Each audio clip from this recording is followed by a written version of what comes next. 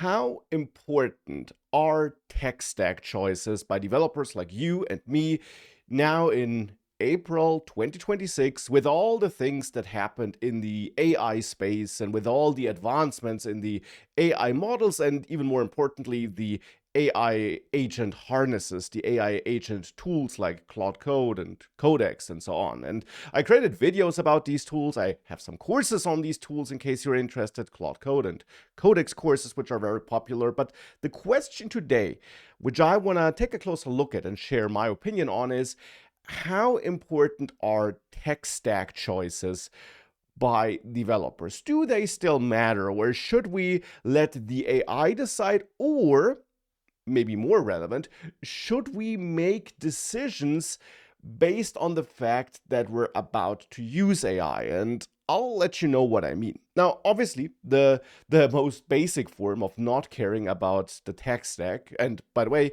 I'll primarily focus on tech stack choices from the lens of web developers because that is my main thing, web development.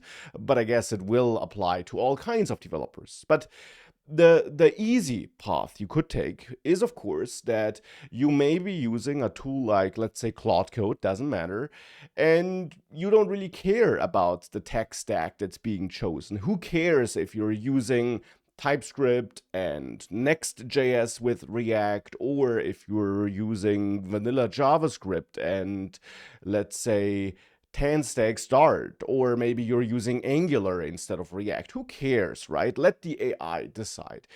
Now, you could do that, of course, but here we enter the realm of vibe coding, obviously, because we as a developer don't make any choices. And as soon as you stop making choices and decisions, as soon as you stop steering the AI and caring about the code, you could say that is my definition of vibe coding. But of course, that would be one way of saying that these choices don't really matter anymore. And I'll get back to that question. The other, maybe more relevant aspect, though, is that you could argue that yes, you as a developer kind of still make a choice, but ultimately it's influenced by the fact that you're about to use AI to help with the development process, and you will review the code, you care about it, you're not vibe coding, but still, because you're about to use AI a lot, you use a tech stack you know AI is good at. You use TypeScript, you use Next.js with React, for example, because you know there's been a lot of training data on that and AI will do good at that. So these are the two main points here. We have the first way of not caring, which is let AI choose, the vibe coding approach. And we have the second aspect, which is that we let AI influence the choice. I would argue both approaches are kind of wrong and a bit short-sighted.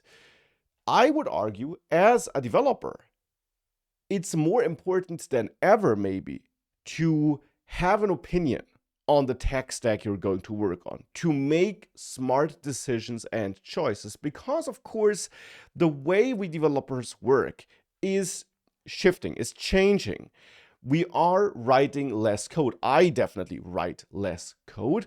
Maybe different for you. Maybe it will forever be different for you. But as an industry as a whole, it's clear to see that there is a big shift going on to developers writing less code and instead orchestrating and using these AI agents and tools. And that, of course, implies that it becomes even more important which choices and decisions we make. If you go down the vibe coding tunnel, if you let AI make the choices, the decisions, that may not be a great future as a developer for obvious reasons, because who needs you if all you do is ask the AI without any opinions, without any influence on the code it will produce? Nobody needs a developer for that, right? So that will not lead anywhere. Now, that may be a good approach for quickly building some prototype, for building some internal application that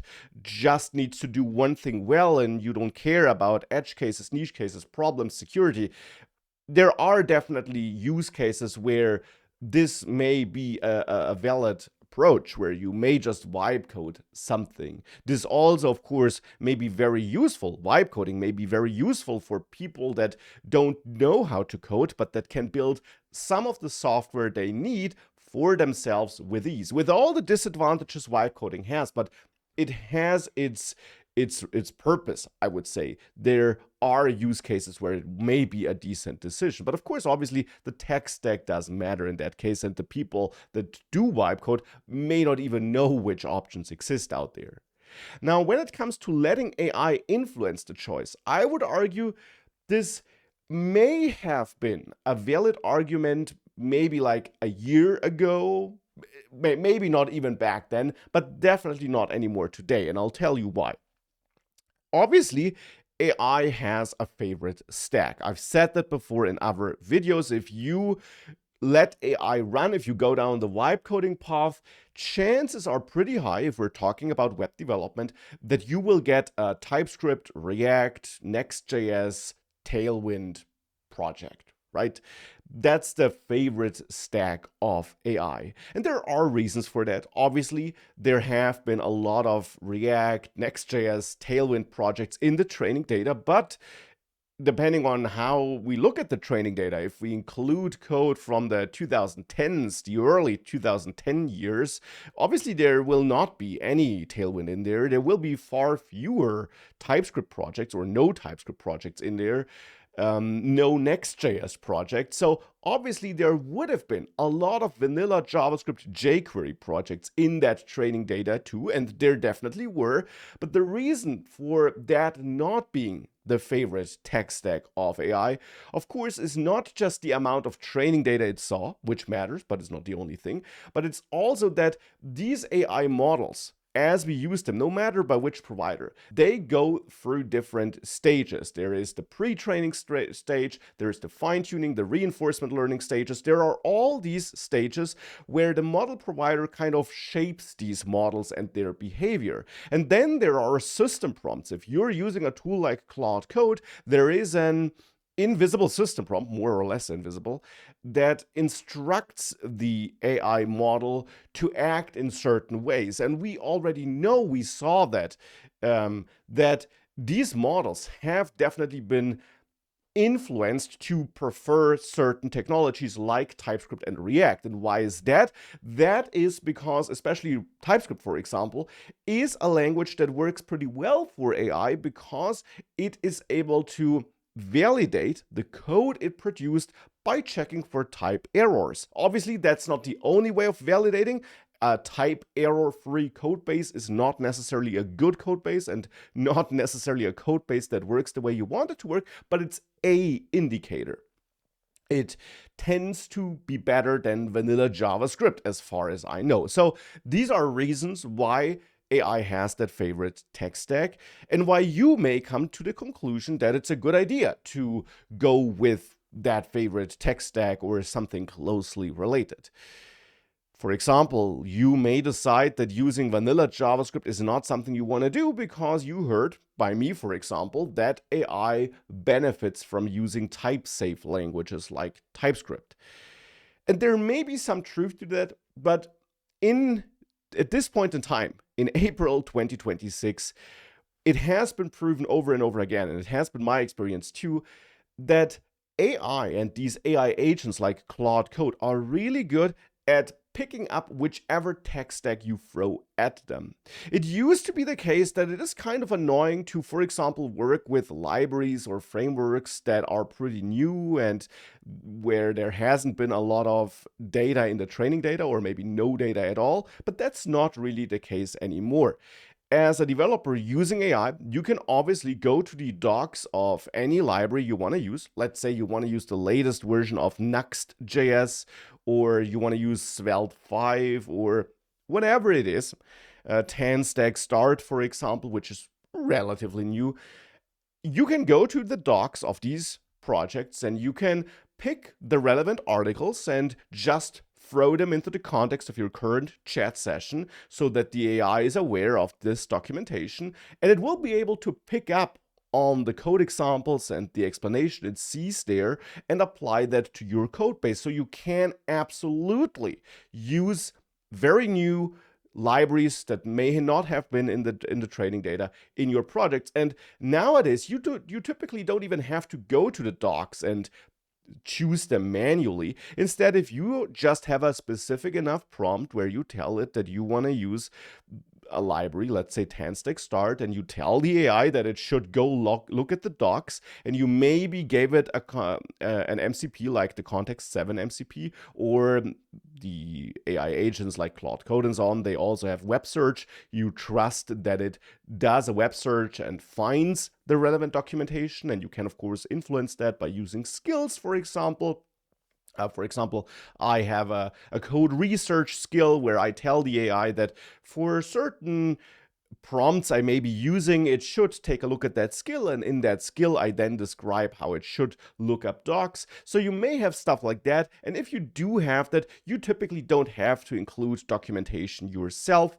Instead, the AI can look for it on its own and include it and pull in the relevant documentation as it needs to. And shocking, of course, as a developer, you can also still write code, and it turns out that if you have a project, AI tends to kind of replicate what's already in there regarding code style, for example. So if you have a project, if you created a project and maybe you already created some functions in there, some routes already, anything like that, where you may be using Next.js or TanStack Start or whatever it is, the AI will pick up on that, and it will not suddenly start using Next.js syntax and features in that TanStack Start project typically. So all these things combined, existing code, pulling in the right context, nudging the AI at towards looking up documentation and including that, all these things together make it really easy these days to work with libraries or a tech stack in general that is not the default and that may include certain technologies that are not well known by AI. That has been my experience. I read a lot on X by other people where the experience has been kind of similar. So that definitely works today. Maybe that was different a year ago, but it's absolutely viable today. And that kind of brings me back to my original question. Does the tech stack choice still matter? Because of course it's great that you can make a choice, that you are not forced to take one of these two routes, right? That is great, but does it matter? And I would argue, yes, it matters a lot. As I said initially, that is one of the things that sets a developer apart from non-developers. Not the only thing, but a thing. Different projects benefit from different tech stack choices. And yes, theoretically, you can build anything with any tech stack or with most tech stacks, and often it may not matter, but it can matter. If you are working on some project where performance is key, and I don't mean the performance for your 10 users, I mean for a bigger projects where performance really will matter, you may prefer to go for a backend language like Go, for example, because you want better performance, a better memory footprint than you maybe get it with, let's say, TypeScript. That being said, just to also have that in there, there is no reason to over-optimize if you're just building something and you don't even know how many users you'll have. If you ever reach the point where your application chokes under the load, you can always rewrite it. That also is easier than ever now with AI. But yeah, those choices obviously still matter. It also matters what you as a developer know. If you are really good in Angular, let's say, there's no reason to build a React application, because as a developer, you still want to understand and review the code and get in there and write some code here and there to, again, get AI to move into the right direction.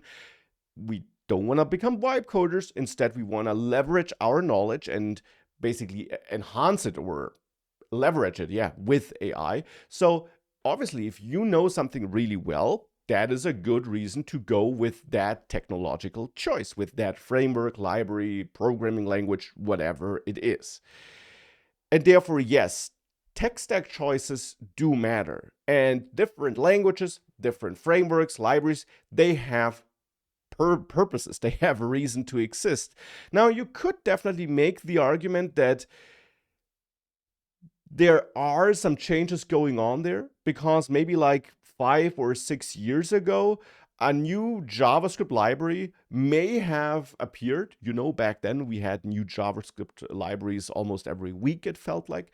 A new library may have come up because it provided better developer ergonomics. That may not be as relevant today anymore. Today, you could argue a new library could come up because it's easier to use by agents, because it does something that makes it particularly easy to be used by agents, while still being readable and understandable by humans too, of course.